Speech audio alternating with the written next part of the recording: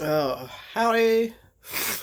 Fucking allergies are killing me, so I'm just literally just gonna rush through this as fast as I can. I swear. I've said this before. I'm gonna try to blow through these fast, but it ends up taking 3 times as long. Uh, this is Hampton night three.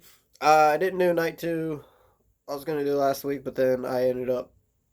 The show sucked for me. I didn't get anything out of it. Not to say that was a terrible, god awful show. Just for me, didn't do a damn thing. Uh, Night one was just the holy grail of a fucking show, and two and three just didn't have the punch that the first one had. Not that I was expecting them to, but I was hoping they would, at least one of the nights would at least stand on its own. These two, I honestly, first impressions, I could give a fuck. I honestly would just be like, just erase it from the history. It never took place. Just give us Hampton Night One in the books. Don't ever put night two or three down. Just erase it. That's my first impression. But I mean, oh whatever. So 10/21 night three. I did want to go back and do. I still will do night two, but I was gonna actually re-listen to it today, give it at least a second try. But I mean, first impression for night two is basically that day was a little weird for me. I don't know. It just I woke up and just it felt weird all day. Um, at times work felt fast, and at times it felt slow. The show just I felt like they didn't bring the heat that night. The same with this night. There's definitely some good stuff that came out of both nights, but overall, just not very impressive. Um, I mean, I think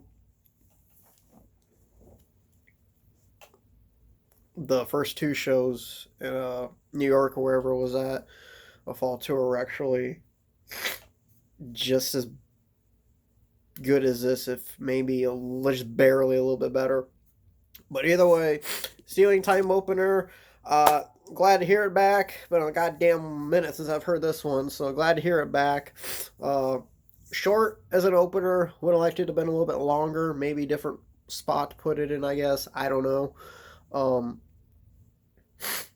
it was a good, simple jam, really. Definitely fit well for this song. Considering it was an opener, you're not gonna get anything huge out of an opener, really. Nothing special, but still gave me hope for night three. Oh man, maybe this will be the night that they can compete on their own with this night compared to night two. But I mean, I will say I wasn't trying to hold up the night two or three are gonna be psychedelic and fucking experimental and spacey like night one was. Night one was just fucking out of the universe. How that went. I wasn't expecting these two to be that big of a standard, meet that big of a standard, but um, getting this as an opener, I had high hopes for this show. Definitely. We gotta skin it back. No idea what it is. First time I've ever heard it. First impressions were the song part's okay. You know, I didn't hate it. I wasn't a real huge fan of it, but it was okay. Um, like Page on the keys in the song part for sure. Uh, didn't expect them to really get into much of a jam for it, considering it was still a second spot. You know, well, we just get under a little bit 10 minutes, so I don't.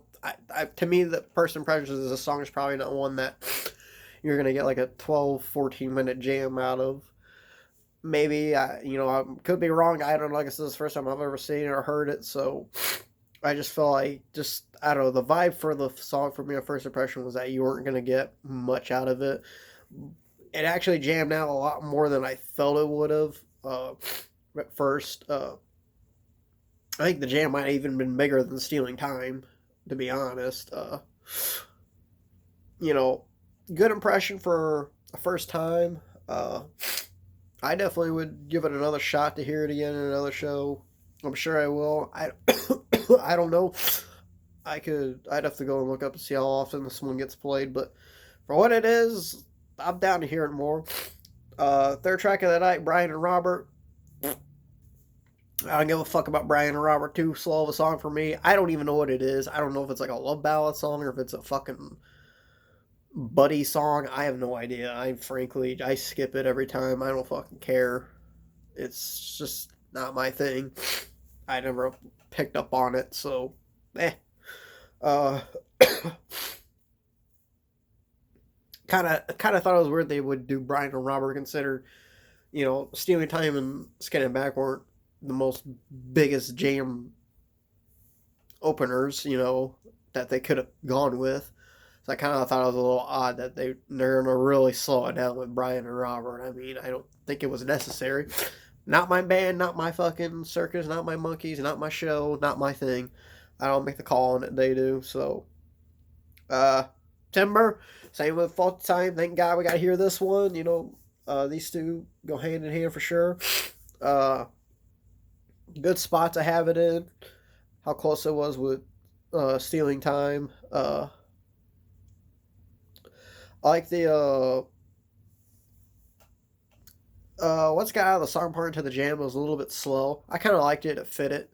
It fitted with this version pretty good. I felt like uh, never really picked up steam until I got into the jam. Um, okay version overall. Definitely, I clocked in under 7 minutes. Nothing special. Uh,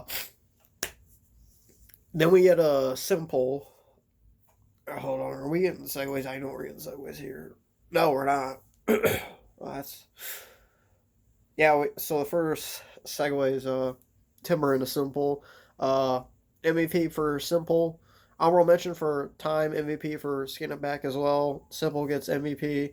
The segue opening chords weren't as heavy and deep as it was with Dix, but this was a little bit more laid back. Um, I still liked it. I still like the subway. The segue. I definitely had hoped that this one got jammed out. It did hit over 21 minutes, I believe. If my shit's correct, iTunes has been kind of weird lately with my song files and stuff. So it says 21 minutes, but I mean, I don't know how. I'm guessing that is true. Um, Otherwise, that's a fuck up on the whole iTunes end of it. 21 minutes. I didn't realize it was 21 minutes until I saw it just a couple of minutes ago, but that's pretty good. I mean, it definitely did get a big fucking jam out of it. I would expect probably said like 15, 16-minute longs. Uh,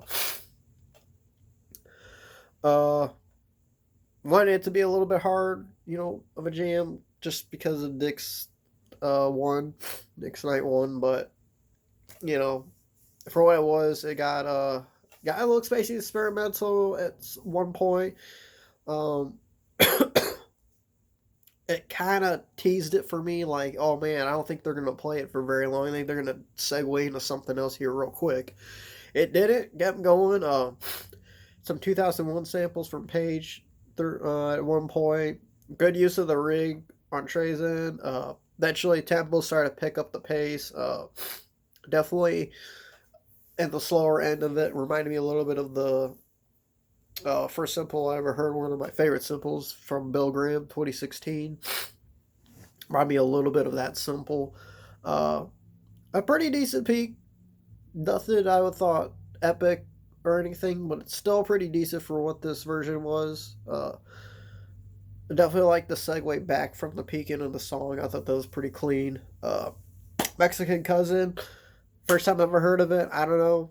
They're just talking about tequila and making out with a Mexican cousin. So I don't know if it's a drinking song or some fucking weirdo perv who wants to make out with his cousin. I don't know. I don't follow lyrics really for anything, so even if I do, I can't hear for shit. I feel like half the time if I really want to listen to lyrics, I just end up missing half the shit. I got bad hearing when it comes to lyrics, so I don't know. You know, is it a bust out technically? I have no idea. It was Skin It Back a bust out? Hell if I know. That's shit I gotta go back and look up, but me, I'm not gonna. Uh, I didn't think it was really my thing. At least it was short. I don't know. So first impressions, uh, still on the fence about it. I don't really hate it, but it definitely didn't leave the best first impression taste in my mouth. Camel Walk, definitely, definitely love this one. Um, Definitely one of those like between Wrigley and Clips for my first two shows ever. This one was definitely one of the clip songs. I was like, holy fuck. Looking back, I was like, damn. Actually, really, I didn't know it when I was there, and I was like, I actually fucking dig this. What the fuck is this? Something about Camel Walk, and I was like, holy shit, this is actually fucking good. So it's definitely one looking back, I'm definitely glad I got as part of, my first two shows, first brand new songs and everything, being new to the set list and all. For me, nice to hear it in this one. Um, Kind of a little bit of a dead one for me. Not really a lot of punch to it. Um, Page MVP on this one saved it with his keys. For me, a total dud. Trey eventually did um, hit the rig and did something, so I was kind of glad at least he managed to do something with the rig in this one. Mike was great on his end too with his sound. Uh, Good placement set list wise. Uh, Hit into a great build up at peak. Definitely overall had a little bit more meat to it than I felt like it was gonna have. But I mean, overall, as far as like camel walks in general, this one was a bit of a dud for me. I kind of wanted to give an honorable mention, but it just overall, it definitely was a dud camel walk from what I've heard. Yeah, I mean, you're gonna have that sometimes. Oh shit, switch it back. Get segue back on the train. I actually do like Back on the Train. I think it's my favorite Fishman uh, of anything he does in a song. I think it's my favorite drum pattern for him. Um, MVP for him, MVP for the song, but it's definitely one of my favorite Fishman ones as far as what he does in it. Love the tempo too. Always a great tempo. One that you can definitely everybody's dancing to. I feel like you're not dancing to it. I don't know. Not everybody has to dance to it, but I feel like you gotta be at least moving something. You can't just be standing there straight. I don't give a fuck how stoned you are, how fucking balls out on acid you are. You gotta be moving somehow. Uh, Paige just saw the jam. Trey came out and killed it too. Awesome peak. That's all. More for that. Segue into Saw It Again. I like this one too. Gets a little bit crazy at times. Definitely one I had to get used to a little bit just because of all the screaming and stuff. I was kind of like, I don't know about this one at first when I first started getting into this one, but it's kind of fun. I kind of like this. I feel like they try to outdo each other sometimes. So, eh. It's definitely a classic fucking song. Good spot to have it in towards the end. Definitely a chance for Trey to definitely let loose and hit hard with his rig and stuff. Definitely a strong finish to the set. um, I wouldn't say I'd want it as a end of a set really. I'd say second or third towards the end. Definitely is where I think it's better placement in. But overall, first set, some good stuff, but just I felt like not a lot of punch, man. Not a lot of punch. Same with like night two, just some good stuff, but just not a lot that really got to me. Not a lot that stood out to me. Um, that's just me. I know, so I was being harsh earlier and being very critical, just erase these two from the history book so we never have to hear it again, whatever. I mean, before, years ago, 2017, if I would have listened to this and heard all this, I'd have been fucking bitching up a storm about these two shows and talking a lot of fucking shit about Trey and Phish fans and all that shit. I'm past that now because I realized at one point, yeah, I'm a fucking Phish fuck. I definitely been that guy at times. I used to be, at least. I still kind of am sometimes, but I mean, overall, it's not the worst show ever, the worst set ever. Just for me personally, not a lot of shit stood out. Even just take out trying to factor in night one, stop trying to compare to night one, it still just didn't. I feel like didn't have as much punch. I don't know what it is, man. Fall's not coming out very strong for me. I mean, they've had one solid, great fucking epic of a show, but I mean, even then, like, ah, I don't know.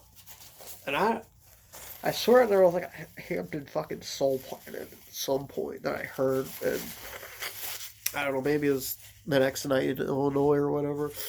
Uh, so set two, worst fucking opener you could ever have. Waves. Not a fan of this one. As far as wave jams go, this one went a little bit longer than usual.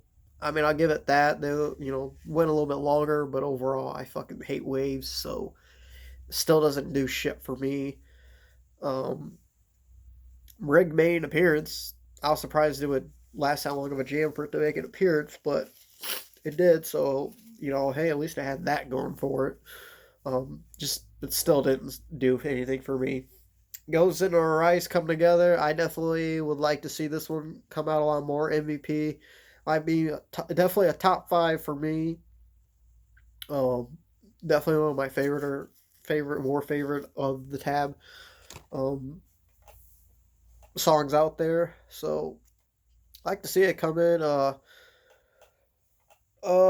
Definitely like the chorus of this one as far as lyrics, but then as far as like the actual song structure, I like Trey's part and Fishman's part on it, his drum pattern, I really like it. Had a real monstrous peak in it, I felt like, so kind of nice to hear this one, considering the timestamp was only under 7 minutes. Unfortunate, but I definitely would have loved this seamless one came out a lot longer of a jam. Really fucking ride the wave on this one. Kind of gave me hope for the next segue into Light. Light definitely did clock in over 16 minutes. Uh, a great choice, great placement. Was hoping they would play just lights out on this one. Not the hardest jam. Like I was just hoping they would have some energy left to do, but uh, great energy overall for the fucking song. Definitely going into the jam, it was real great, and the fucking uh, uh, the lyrical part in the chorus right before into the into the jam. Oh my god, fucking allergies are killing me. I swear. Uh, Felt like the energy kind of sputtered out a little bit, and then they slowed it down, but not for too long. Picked up the tempo a little bit, kept it at a good pace. Honestly, Page was the one I liked on to the most. I don't think Trey stood out for me too much on this one. I definitely was tracking Page a lot on this one, so he definitely stood out to me on this one. As an okay version overall, you know, it's definitely gonna get at least an honorable mention. Then we get the line, and then it segues into the line. I was like, okay, whatever. There's no way they're gonna save the rest of the fucking set or show after this one. So, like Paige's tone on the opening, that's the only thing I have to say for it. Wingsuit, I love Wingsuit. Good placement at least. Nice to hear again this one. Had a good jam in this one too. Nothing special for me though. Overall. Then we get into Your Pet Cat, which I thought was an odd spot. MVP for it at least, but it was just an odd spot. A little bit late. I felt like in the show to be putting this one out here, but I mean it was still a good one. Um, Caught my attention back into the song, back into the show. Um, Great use of Rig and Page on the background, definitely solid. What's the use? Honorable mention for them. Trying to save it, I felt like, but not enough. Beginning felt a little bit like Trace Tellin that really reminded me of Lost Keys, Blame Hoffman on Tool's 10,000 Days before it goes into Rosetta Stone. Reminds me of that echo, that whole fucking long ass echo that goes on through the whole song. Uh, it's like always in a Possum. I won't mention for this one. This one got spacey at one point. Otherwise, I had a weird tease in the beginning. I recognize it, but I don't know the actual name of the song. More encore to finish it out. I won't mention for more. Kind of one of the better Moors I've heard. Moors are usually kind of a dud. Great. They all have great energy, but not a lot of them stand out for me personally. I did like Page's keys in this one. Pretty solid jam overall. Yeah, I gave MP as well. Page had great keys. is always on the opener. Definitely a little bit unique sound. Trey's tone as well. Got dark and atmospheric and spacey at one point. And definitely like the Trey's rig and the tone he had throughout at some parts. Definitely Page came out strong on this one too in some parts. Otherwise, Mike was good on the build up too with his rig. It was okay peak I felt. Overall, I'm still gonna put this as like a tier one show, which is not one I would ever recommend. Same with night two. Night one's basically the holy fucking grail. I would definitely buy it, put it on my shelf as a physical copy of these two. I would. I don't know if I was giving someone a USB and had to give them all the shows from the tour. I would skip. I would probably purposely probably wouldn't even put these two in there. Well, let's say I really wanted to hear them, but overall, Hampton. I believe the hype the first night. Night two and three, I don't understand what happened there. Just didn't do anything for me. Maybe for everyone else it did, but overall, I don't believe the hype now on Hampton in general than the night one. The other two nights, I don't understand. Oh well, I don't know.